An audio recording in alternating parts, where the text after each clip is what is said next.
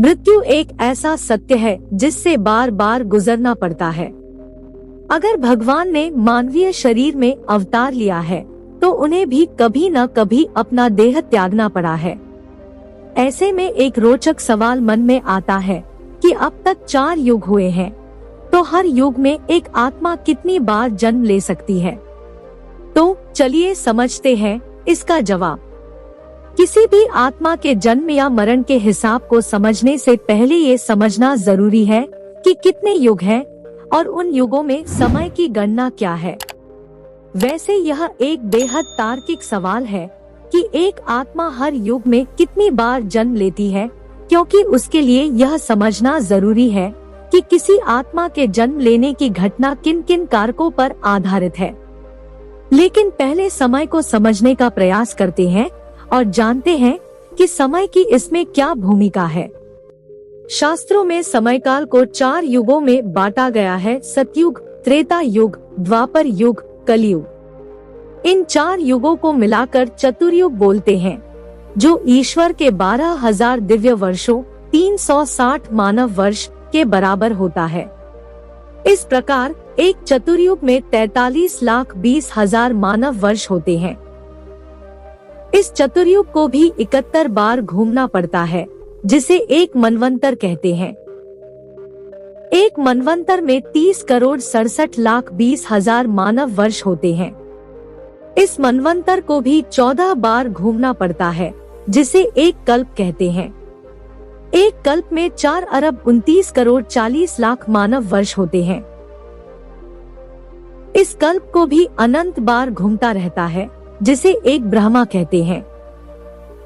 इस प्रकार देखें तो एक आत्मा के पास लाखों करोड़ों मौके हैं जन्म लेने के लिए, और आत्मा का जन्म और मृत्यु का चक्र इन सभी युगों, मनवंतरों, कल्पों और ब्रह्मों में चलता रहता है।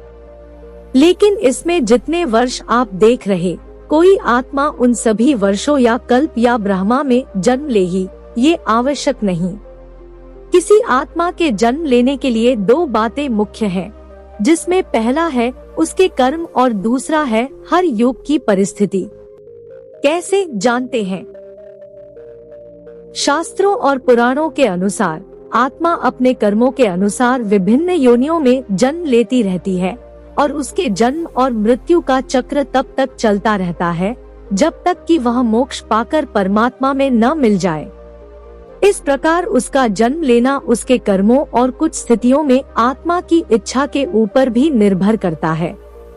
कुछ आत्माएं एक युग में केवल एक बार जन्म लेती हैं, कुछ आत्माएं कई बार जन्म लेती हैं, और कुछ आत्माएं तो एक युग में एक बार भी जन्म नहीं लेती है। यह आत्मा के विकास की अवस्था पर भी निर्भर करता है। तो इस प्रकार देखा जा सकता है कि आत्मा के जन्म लेने की संख्या को कर्मों के आधार पर तो नहीं तय किया जा सकता है, लेकिन हर युग के मनुष्य की औसत आयु और परिस्थिति को देखकर इसका एक तार्किक और रोचक जवाब जरूर तैयार किया जा सकता है। तो शुरू करते हैं सतयुग से। सतयुग में धरती पर आत्माओं का वास हुआ करता था, जिसे वर्ल्ड ऑफ सोल भी कहते थे। सतयुग 17,28,000 साल का था। इस युग में एक सामान्य व्यक्ति 1,00,000 साल तक जी सकता था। इस युग के लोग आज के लोगों जैसे नहीं बल्कि महामानव जैसे दिखते थे। उनके कद 32 फुट के हुआ करते थे।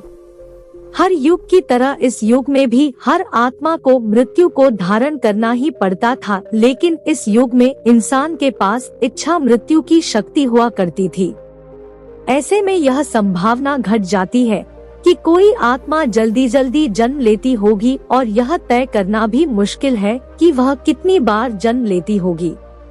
इस युग में भगवान राम ने अवतार लिया, लेकिन उन्हें भी प्राण त्यागने पड़े थे। त्रेता युग 12,96,000 साल का था, और इस युग में एक सामान्य इंसान 10,000 साल तक जी सकता था। तो इससे आप थोड़ा अंदाजा लगा सकते हैं। द्वापर युग में कृष्ण भगवान ने अवतार लिया, लेकिन उन्हें भी देह त्यागना पड़ा। इस युग में पापा बढ़ने के कारण मनुष्य की औसतन आयु भी घट गई। यह युग 8,64,000 वर्षों का था, जिसमें एक व्यक्ति 1000 साल तक जी सकता था।